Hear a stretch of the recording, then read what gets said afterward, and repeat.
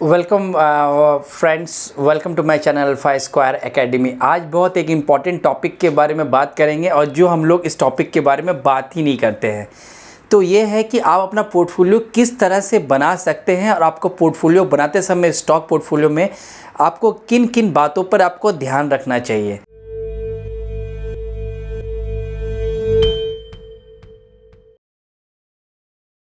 सबसे पहला जो है कि आप अपना कोई बेस्ट स्टॉक्स लेते हैं तो best stocks best portfolio create नहीं होता है। बेस्ट पोर्टफोलियो तब क्रिएट होता है जब आप उसमें हर तरह के स्टॉक्स रखते हैं, हर डिफरेंट सेक्टर्स के स्टॉक्स रखते हैं। आप अपना एक प्रॉपर मिनिमम और मैक्सिमम एलोकेशन डिसाइड करते हैं और अपने रिस्क के हिसाब से आप टाइम होराइजन आप फिक्स करते हैं और इस तरह से आप अपने पोर्टफोलियो को, स्टॉक पोर्टफोलियो को कंस्ट्रक्ट करते हैं। तो चलिए इस वीडियो में डिटेल में समझते हैं कि आपको सबसे पहले किन बातों का ध्यान रखना चाहिए। सबसे पहला जो आपका इम्पॉर्टेंट होना चाहिए, गोल।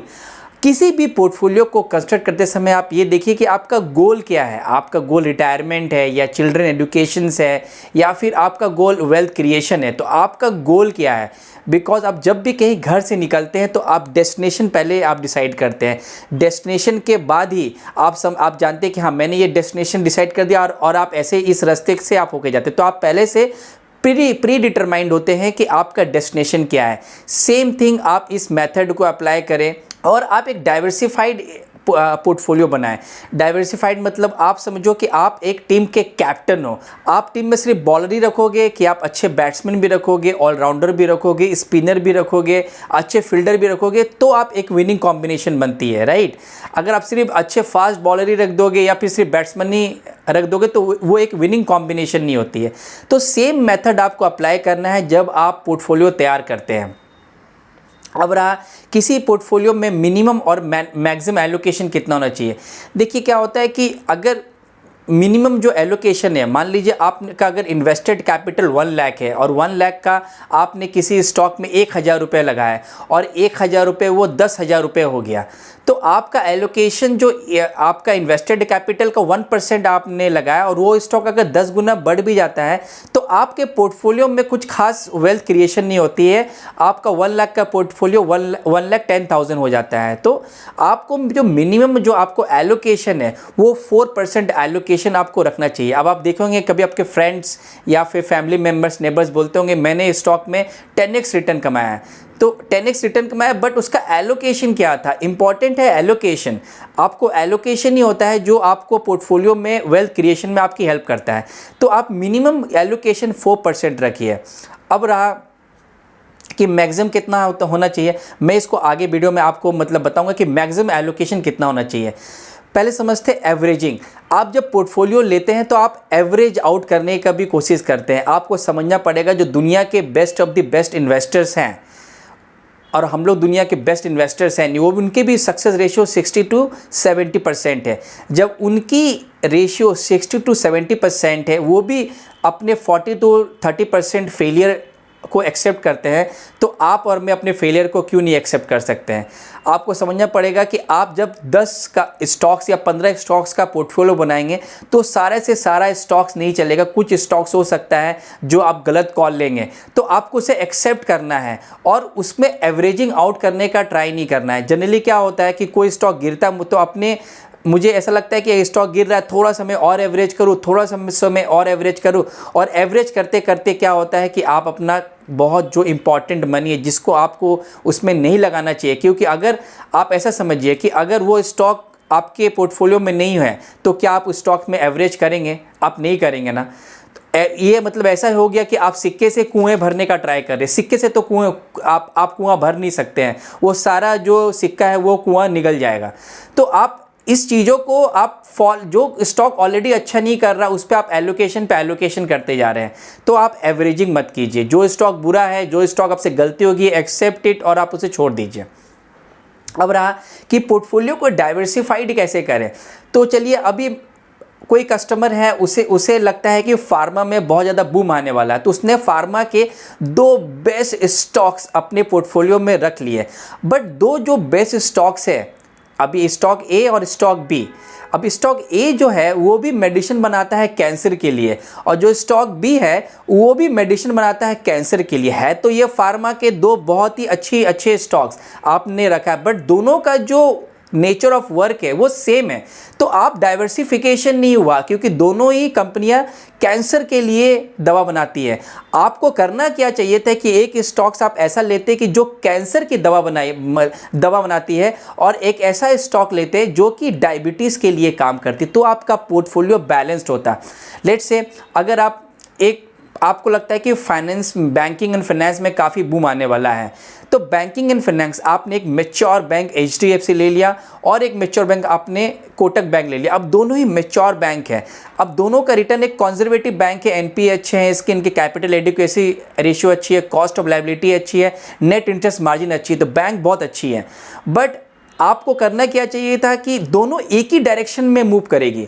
आपको करना क्या चाहिए था कि आप एक तरफ आप HDFC लेते और एक सबसे बड़ी जो ग्रोथ बैंक में दिख रही है वो IDFC फर्स्ट बैंक, तो आप IDFC फर्स्ट बैंक लेते हैं कि आपका अगर ग्रोथ आता, बैंकिंग सेक्टर में ग्रोथ आएगी। आप समझिए कि अगर इंडिया की पॉपुलेशन 100 है, अगर 100 पॉपुलेशन है और ऑलरेडी HDFC एक बैंक है मैच्योर बैंक, उसने ऑलरेडी 90 अकाउंट ओपन कर दिया, तो उनके पास ग्रो होने के लिए क्या है? उनके पास ग्रो होने के लिए कुछ भी नहीं है।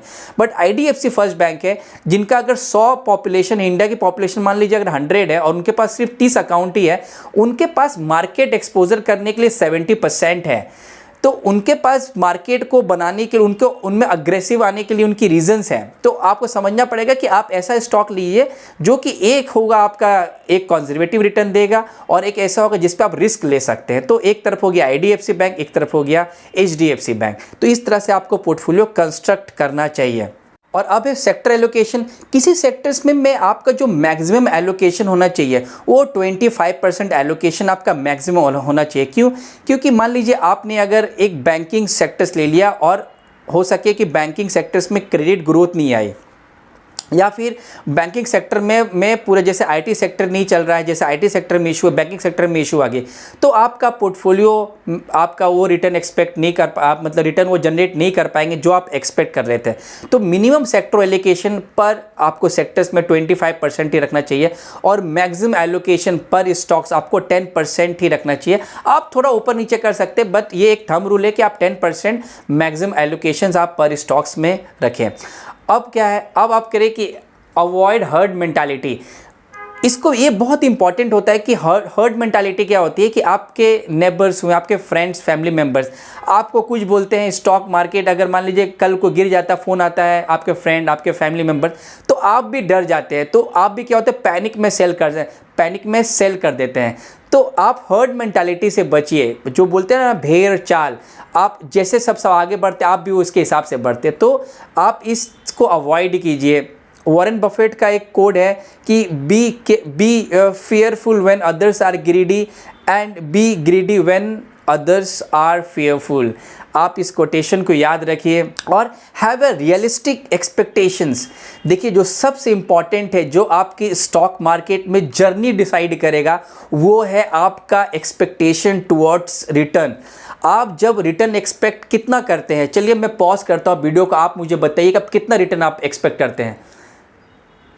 आप अगर रिटर्न एक्सपेक्ट करते हैं 25 से 30%, तो आप स्टॉक मार्केट में गलत एंट्री ले रहे हैं। बेस्ट है आप इस मार्केट से बाहर रहिए। आपकी जो एक्सपेक्टेशन है वो रियलिस्टिक एक्सपेक्टेशन नहीं है। अंडरस्टैंड, जब इंडिया पूरी as a country GDP growth है 6 to 7%, कंपनियां ग्रोथ होती है 15 से 20%, आपका पोर्टफोलियो भी अगर 15 से 20% ग्रोथ हो रहा है, वेल एंड गुड। उससे ज़्यादा अगर आप एक्सपेक्टेशन करते हैं, अगर आप गलत एक्सपेक्टेशन करेंगे तो आपके साथ गलत होगा। इसलिए आपकी जो एक्सपेक्टेशन है वो FD से बेटर रिटर्न होनी चाहिए। अगर FD का रिटर्न 7% है, आपका एक्सपेक्टेड रिटर्न स्टॉक मार्केट से 15 से 20%, अगर 20% ला रहे हैं तो बहुत ही अच्छी, आपकी स्टडी अच्छी है, आपका रिसर्च काफ़ी अच्छा है। 15% अगर आप रिटर्न भी आप लेकर आ रहे हैं, तो FD जो कि आपके इनकम को 1 लाख को 2 लाख करने में 10 साल लगाती है, आप 4 to 5 ईयर्स में स्टॉक मार्केट में आप अपने पैसे को डबल कर लेते हैं। तो आपकी जो एक्सपेक्टेशंस है वो रियलिस्टिक होनी चाहिए। और अभी आप सोचिए एक तरह से कि अगर 40 से 50% रिटर्न कमाना इतना इजी होता है, तो दुनिया के जो इंडिया के बेस्ट कॉरपोरेट्स हैं, जैसे आप मुकेश अंबानी को ले लीजिए, आप महिंद्रास को ले लीजिए, आप गोदरेज को ले लीजिए, तो ये लोग सारा अपना काम छोड़ के दुनिया के बेस्ट इंजीनियर्स को लगाते हैं, बेस्ट सीएस को लगाते हैं, बेस्ट टीम हायर करते हैं और 40 से 50% कमाते हैं। बट वो भी कितना अर्न करते हैं? 15 से 20%। जब एज अ कंपनियाँ वो अर्न कर रहे हैं 15 से 20%, आपका भी जो एक्सपेक्टेशन है वो रियलिस्टिक होना चाहिए। अंडरस्टैंड, इसमें ही सब लोग गलती करते हैं। जब आपकी एक्सपेक्टेशन बहुत ज़्यादा होती है स्टॉक मार्केट से, आप पैसा बहुत जल्दी बनाना चाहते हैं, जल्दी के चक्कर में आप पैसा कभी नहीं बना पाते हैं। अब सेकंड थॉट ये भी है कि अरे अब एक 20 साल का लड़का को मैं बोलूँ कि आप 5-5 हज़ार 10-10 हज़ार की SIP करो या फिर स्टॉक में SIP करो, तो वो बोलेगा कि 20 साल के बाद मेरे पास 1 करोड़ रुपया होंगे जब मैं 40 ईयर्स का होऊंगा। तो आपको 2 ऑप्शन दिया जाता है कि आप 20 साल में भी ज़ीरो हैं या फिर 40 ईयर्स में भी आप ज़ीरो हैं। आप ऑप्शन क्या चुनोगे? आप 40 ईयर्स में 1 करोड़ रुपया कमा लोगे। आप ऑब्वियसली 40 ईयर्स को चुनोगे, ऑप्शन बी को, क्योंकि ऑप्शन ए में तो आपके पास कुछ भी नहीं है। ऑप्शन बी में तो कम से कम आप 40 ईयर्स में आप 1 करोड़ रुपए तो आपके पास आ रहा है। और आपको समझना पड़ेगा कि 20 साल में आपने 10 हज़ार की SIP से आप अपना इन्वेस्टमेंट करियर स्टार्ट किए थे, 40 साल में आप 1 करोड़ है आपके पास। इन्वेस्टेड कैपिटल जब 1 करोड़ होता है ना, तो 1 करोड़ से जनरली 2 करोड़ होने में 3 से 4 साल लगते हैं, और फिर आप इस तरह से 2 से 4, 4 से 8, 8 से 16। तो ऑब्वियसली आप मार्केट में इन्वेस्ट कीजिए और एक रियलिस्टिक प्रोसेस के साथ एक डिसिप्लिन इन्वेस्टर बनिए और invest only your surplus funds. अब ये सबसे बड़ी गलती एक ये भी है कि आप किधर से भी पैसा लेकर आप मार्केट में लगा देते हैं और बाद में उस पैसे की ज़रूरत पड़ती है, आप SIP भी आप लिक्विडेट कर देते हैं, आप स्टॉक्स में लॉस में भी पैसा निकाल देते हैं। ऐसा मत कीजिए प्लीज़। आप सरप्लस, अगर आपके पास 2,000 रुपया है, उस 2,000 रुपया को आप समझिए कि आपकी ज़रूरत नहीं है उस 2,000 रुपये की। अगर आपको उस 2,000 की ज़रूरत है आपको 10 दिन के बाद, वैसा पैसा आप मत लगाइए। आप ऐसा पैसा इन्वेस्ट कीजिए जो कि लगता है कि मुझे इस पैसे की 10 साल तक ज़रूरत नहीं है, मेरा ये सरप्लस है। मेरी अगर इनकम 10,000 रुपये है और मैं 2,000 रुपया बचा सकता, तो आप 2,000 रुपये लगाइए, ना कि आप 4,000 रुपये, क्योंकि 4,000 रुपये लगाएंगे आप फिर वो 2,000 रुपये और निकाल लेंगे। तो आप सरप्लस इन्वेस्टेड को ही आप मार्केट में आप लगाइए, ना कि आप किधर से लेकर या फिर अपनी नीड को आप प्रॉब्लम में रख के आप पैसे इन्वेस्ट कीजिए। तो अब ऐसा है कि अब आप पोर्टफोलियो कंस्ट्रक्ट करना आप समझ गए होंगे। मिनिमम, फिर से मैं आपको एक रिकैप कर देता हूँ। मिनिमम जो एलोकेशन है वो 4% होना चाहिए। मैक्सिमम एलोकेशन जो है पर स्टॉक्स में वो 10% आप रखिए। सेक्टर एलोकेशन मोर देन 25 नहीं होना चाहिए। हर्ड मेंटालिटी से आप बचिए। सरप्लस इन्वेस्टेड को ही आप इन्वेस्ट कीजिए और पोर्टफोलियो को डाइवर्सिफाई कीजिए। जैसे मैंने बताया कि अगर आप एक तरफ HDFC लेते हैं, एक तरफ IDFC लीजिए, एक तरफ अगर आप फार्मा की ऐसे स्टॉक्स लेते हैं जो कि कैंसर के लिए काम करती है, दूसरा एक ऐसा स्टॉक लीजिए जो डायबिटीज़ के लिए काम करती है। इस तरह से आप पोर्टफोलियो को कंस्ट्रक्ट कीजिए और डाइवर्सिफाई कीजिए और मैक्सिमम 15 से 20 स्टॉक्स का पोर्टफोलियो बनाइए और एक रियलिस्टिक एक्सपेक्टेशन के साथ मार्केट में आगे बढ़िए। डिसिप्लिन रहिए, फाइनेंशियल प्लानिंग कीजिए, लॉन्ग टर्म होराइजन कीजिए और आप ज़रूर मार्केट में पैसा बनाएंगे। और प्लीज़ ये क्रिप्टो, फ्यूचर ऑप्शंस और इंट्राडे ट्रेडिंग, प्लीज़ इससे दूर रहिए। ये आपको गलत वे की तरफ ले जाता है और आप पैसा नहीं बना पाते हैं। मार्केट में पैसा बनाने का सिंपल रीज़न है कि कोई भी स्टॉक मल्टी बैगर नहीं होता है, समय के साथ ही स्टॉक वो मल्टी बैगर बनता है। और एक अच्छा पोर्टफोलियो बनाइए, वेल्थ क्रिएशन कीजिए। आशा करता हूँ वीडियो आपको अच्छी लग रही होगी। वीडियो अच्छी लगी तो आप चैनल को सब्सक्राइब कीजिए, लाइक बटन को शेयर ज़रूर कीजिए। थैंक यू, मिलते हैं नेक्स्ट वीडियो में।